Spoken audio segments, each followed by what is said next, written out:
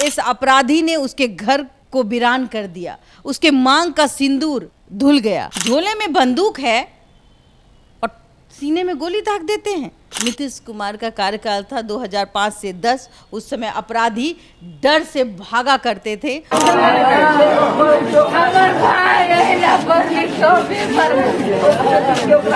लो 25 लाख और मेरे बेटे को जीवित कर दो। हो पाएगा? फिर से कहीं जंगल राज तो नहीं आ गया? जब एक पति का पार्थिव शरीर तिरंगे में लिपटा हुआ आता है, बहन चिल्ला चिल्ला कर रोती हुई नजर आती है। ये कहती है कि आज के बाद मेरा भाई लौट कर कभी नहीं आएगा। वो पत्नी जो अपने पति को इस तरीके से देखकर बार बार बेहोश हो जाती है, डीएम साहब के सामने हाथ जोड़कर आंखों में आंसू लाकर ये कहती हुई नजर आती है कि आप इस पर ध्यान दें, और इस पर डीएम साहब भी रोने लगते हैं। ये घटना जो है वो बिहार की है, जिसे देखकर हर किसी की आंखों में आंसू है। नमस्कार, आप देख रहे हैं देशवा न्यूज और मैं हूँ आपके साथ अंजलि तिवारी। एक अफसर जिसने दूसरे की जान बचाने के लिए अपनी जान की कुर्बानी दे दी, ये सोचे बगैर कि पीछे उसकी पत्नी है, 2 बच्चे हैं जो छोटे छोटे हैं, और अब उनका पार्थिव शरीर उनके पैतृक गांव पहुंचा है, जिसे देखकर उनकी पत्नी और उनकी बहन चीख चीख कर रोती हुई नजर आती हैं। इन तस्वीरों पर बातचीत करने के लिए हमारे साथ सीनियर जर्नलिस्ट बबीता मिश्रा जी मौजूद हैं। मैम, ये देखिए, तस्वीर काफ़ी ज़्यादा इमोशनल है, जहाँ पर एक पति चला गया, एक भाई चला गया जिसको राखी बहन बांधती। ये तस्वीर जो है वो बिहार के जिस भी शख्स ने देखी वो भावुक नजर आया। देखिए, जो कार्यपालक अभियंता है कृष्ण भूषण जी के बारे में मैं क्या बात करूं कि एक ऐसा व्यक्ति जिसने अपनी जान की परवाह नहीं की। जब उनकी पार्थिव शरीर को मैं तिरंगे में लिपट कर देखती हूँ तो लगता है कि देश के लिए उन्होंने कुर्बानी दी है। और सम्राट चौधरी ने जो किया, एक सीएम होने के नाते बहुत इज्जत प्रदान की। आप देखिए कि राजकीय सम्मान उनको दिया गया, लेकिन ये राजकीय सम्मान किस लिए? एक पत्नी का दर्द समझने की ज़रूरत है। एक पत्नी जिसकी मेहंदी हमें लगता है 4 साल शादी की हुई है। अब उस 4 साल की शादी में आप समझिए ज़रा, एक पत्नी क्या चाहती है। क्या चाहती है एक पत्नी? 2 छोटे छोटे बच्चे, एक तो दूध मुहा बच्ची है उसके गोद में, 2 साल का बेटा है, अभी तक सही से जिंदगी नहीं जी। इस अपराधी ने उसके घर को वीरान कर दिया। उसके मांग का सिंदूर धुल गया। गलती किसकी? कहीं ना कहीं जो उपसभापति हैं और जिसके पति ने ये काम किया, उसके घर में भी पत्नी होगी, उसकी बेटी होगी। उसने ये नहीं सोचा कि मैं किसी को मार रहा हूं, तो उसके घर में भी माँ है, बहन है, बीवी होगी, छोटे छोटे मासूम बच्चे होंगे। और ऐसे अपराधी सिर्फ चंद पैसों के लिए ये काम कर जाते। ऐसे लोग हमारे समाज में हैं और सीना तान के चलते क्योंकि पत्नी सभापति है। जब ये दृश्य गांव वालों ने देखा, अंजलि जी, मैं ये देख रही थी तो मेरा मन बहुत व्याकुल था कि भाई ये कैसे हो सकता है। एक पत्नी जब इंतज़ार करती है कि मेरा पति जब घर आएंगे तो मैं उनके लिए खाना बनाऊंगी, बच्चों को प्यार करेंगे। छोटे छोटे मासूम बच्चे हैं, नन्हे नन्हे हाथ पैर होंगे। एक पिता सोचता होगा कि जब छुट्टी होगी तो हम घर जाएंगे, अपने बच्चे का चेहरा देखेंगे, अपनी पत्नी को, अपने माता पिता हो या अपनी बहन हो, उनकी ख्वाहिशों को पूरा करेंगे। और ये मध्यम परिवार के लड़के हैं, इन्होंने बहुत संघर्ष किया है। अभी मैं देख रही हूँ और लोगों से जानने की कोशिश जब हमने की, वहाँ के लोगों से हमने जब बात किया कि आखिरकार ऐसा क्यों हुआ, पता है बहुत संघर्ष से इस व्यक्ति ने एक नौकरी हासिल की, बीपीएससी की तैयारी की। उसके बाद ये इस पोजीशन में बैठे। जब घर में खुशहाली थी, जब शादी हुई, पत्नी के लिए पति उसका राजा होता है, उसके मासूम बच्चे अपने पिता को देख करके कितना खिलखिला रहे होंगे। 2 साल का बेटा इंतजार कर रहा होगा कि मेरे पापा आएंगे खिलौना लेकर, यही ना सोचता है। लेकिन एक दरिंदा आज उस दुनिया में नहीं है। जैसी करनी वैसी भरनी, लेकिन उनके साथ जो लोग हैं उनको फांसी होनी चाहिए। ऐसे लोग हमारे समाज में नहीं होने चाहिए जो कि कहीं ना कहीं समाज इससे डरे ये जो सभापति की जो है महिला, जरा सोचिएगा, इनको पता नहीं था क्या?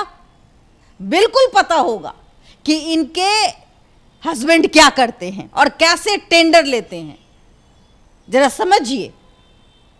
और इन्हीं के सह पर कहीं ना कहीं कोई काम होता होगा। ये तो अब जांच का विषय है कि आखिरकार पत्नी, दामाद, ये लोग जानते नहीं थे। भाई मलाई खाने के लिए, पैसा खाने के लिए तो सब कुछ है ना। प्रशासन उस वक्त कहाँ थी, ये सब भी बातें होंगी। लेकिन कहीं ना कहीं जब पत्नी जो है वो अपने पति को देखती है तिरंगा में लिपटते हुए और बेहोश हो जाती है, और उसको तो ये भी होश नहीं है कि हमारे पति के साथ ऐसा हुआ। डीएम साहब को जब देखती है तो कहती है कि देखिएगा मेरे पति को। जरा सोचिए क्या दशा होगा, क्या मार्मिक दृश्य होगी उस समय।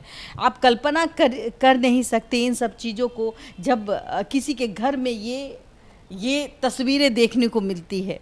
उस घर का मातम आप जब देखेंगी तो आंखों में आंसू आएंगे। आज पूरा बिहार इस तस्वीर पर जिक्र कर रहा है, बात कर रहा है कि अपराध, डर का माहौल है। और ये डर का माहौल वो याद दिला देती है कि फिर से कहीं जंगल राज तो नहीं आ गया, फिर से ये तांडव देखने को तो नहीं मिल रहा। ये तांडव ही है कि देखिए कितना मनोबल बढ़ा हुआ है अपराधियों का कि दफ्तर में घुस जाते हैं, झोले में बंदूक है और सीने में गोली दाग देते हैं, और एक शख्स जो बचाने की कोशिश करता है उसे भी 4 गोली।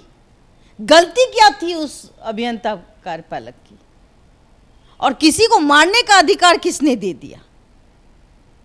तो अपराधियों का मनोबल बढ़ता कैसे है? एक माँ जो अपने आंखों के सामने अपने लाल को देख रही है लिपटे हुए, कभी उसने सोचा भी नहीं होगा कि मेरे बेटे के साथ ऐसा कुछ हो सकता है।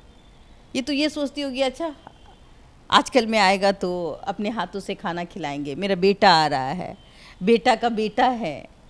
समझने की ज़रूरत है। और हंसता खेलता परिवार इस सभापति के पति ने छीन लिया। और जिस तरीके से बिहार में अब जो घटनाएं घट रही है, उस घटना का जिक्र मैं करूं तो रूह खरी हो जाती है। आए दिन कुछ ना कुछ, चाहे बेटियों को लेकर हो, चाहे फिर अपराधियों का मनोबल इस तरीके से बढ़ा है अंजलि कि अब कहीं ना कहीं लगता है कि डरने की ज़रूरत है। और ये डर तब खत्म होगा जब कहीं ना कहीं सम्राट चौधरी की पुलिस, चूँकि गृह विभाग उन्हीं के हाथ में है, जब तक शक्त नहीं होगी, सशक्त नहीं होगी, तब तक अपराधियों का मनोबल इसी तरीके से बढ़ता चला जाएगा। और एक कानून में भय का माहौल होना चाहिए, के साथ खिलवाड़ करने की जो सज़ा होती है वो उसी तरीके से होनी चाहिए जिस तरीके से आज से 2005 में देखने को मिली। जो नीतीश कुमार का कार्यकाल था 2005 से 10, उस समय अपराधी डर से भागा करते थे। वो माहौल अगर अब नहीं आया तो कहीं ना कहीं ये जो घटनाएं हैं इसमें में कमी नहीं आएगी। और ये कमी तभी आएगी जब ये बालू गिट्टी से प्रशासन को मुक्त कराया जाएगा। मैं सम्राट चौधरी से बोलूँगी, आपने राजकीय सम्मान दिया, ये बहुत बहुत धन्यवाद आपका कि एक परिवार को उस अपने बच्चे के खोने के बाद भी एक राज्य सम्मान मिला।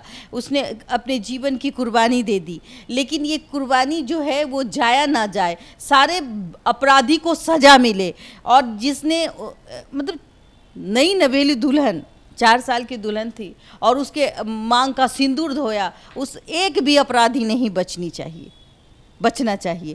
ऐसे लोग हमारे समाज में डर का माहौल बनाते हैं और ऐसे लोगों पर कड़ा कानून बनना चाहिए। दूसरी बात, उस परिवार को 25 लाख रुपए दिए गए हैं, लेकिन मैं यही कहूँगी कि क्या 25 लाख रुपए इनफ हैं उस परिवार के लिए? नहीं। एक बात बताएं, पैसे एक बेटे के लिए मायने नहीं रखता, माँ बाप के लिए उसका बेटा मायने रखता है। मैं 25 लाख आपको दे दूं और कहूँ कि लो 25 लाख और मेरे बेटे को जीवित कर दो, हो पाएगा? तो 25 लाख दीजिए, चाहे 25 करोड़ दीजिए, जिस परिवार का बेटा चला गया है वो वापस नहीं जाएगा। हाँ, एक सांत्वना देने की एक जो कोशिश है सरकार की, सरकार करती है, ये कहती है कि अपराधी पकड़े जाएंगे। जिस तरीके से उस कार्यपालक अभियंता ने जाबाजी दिखाई, मैं उनको नमन करती हूँ और उनके परिवार को धैर्य पूर्वक मैं कहूँगी अब जो है धैर्य रखना पड़ेगा, क्योंकि इतनी जल्दी कुछ चीज़ें जो है इतनी जल्दी हो जाती है जिसकी कल्पना कोई इंसान नहीं करता। और उनकी पत्नी से मैं कहूँगी कि जैसे भी हैं अपने दिल में अपने पति की यादें अब संजो कर रखना पड़ेगा।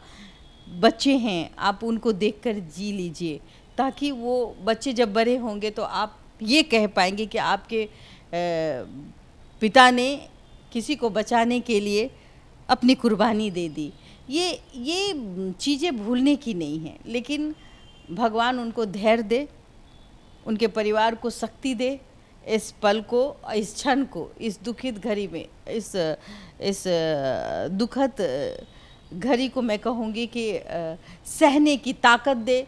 और ऐसे अपराधियों को जहाँ भी है, जिस बिल में भी है, जिसने भी ये षड्यंत्र रचा है, उस पर कड़ी से कड़ी कार्रवाई हो, ताकि आने वाला समय फिर से लोग खुलकर सांस ले पाए। ऐसे अपराधियों का मनोबल बढ़ने से पहले इनका मनोबल तोड़ने का काम सम्राट चौधरी करे। बिल्कुल, देखिए पूरे परिवार को 25 लाख रुपए की राशि दी गई है, जो कि देखिए एक परिवार के लिए और बच्चों के बड़े करने के लिए, खिलाने पिलाने पढ़ाने लिखाने के लिए इनफ नहीं है। तो सरकार को पत्नी को नौकरी तो देनी चाहिए, ये लोगों का कहना है, परिवार की मांग है। और फिलहाल बता दें कि जिन लोगों ने अपना आत्मसमर्पण किया है उनसे पुलिस प्रशासन पूछताछ कर रही है। देखिए टेंडर का जो ये नया मामला जिसमें हत्या हुई, ये कोई नया मामला नहीं है। बिहार में आए दिन ऐसी खबरें सामने आती हैं जहां पर बालू माफिया और तमाम चीज़ें जो है सामने आती हैं, जहां पर टेंडर को लेकर और वरना किसी और विवाद को लेकर लोग आपसी रंजिश में एक दूसरे पर गोली चला देते हैं, वर्चस्व की लड़ाई में गोली चला देते हैं। लेकिन ये भागलपुर की घटना जो है लोग सदियों तक याद रखेंगे, क्योंकि देखिए एक दूसरे आदमी को बचाने के लिए एक अफसर ने अपनी जान की कुर्बानी दी है। फिलहाल इस खबर पे आपकी क्या कुछ राय है, हमें कमेंट के माध्यम से ज़रूर साझा करें और ऐसी तमाम खबरों के लिए हमारे साथ बने रहे देशवाणी न्यूज़ पर।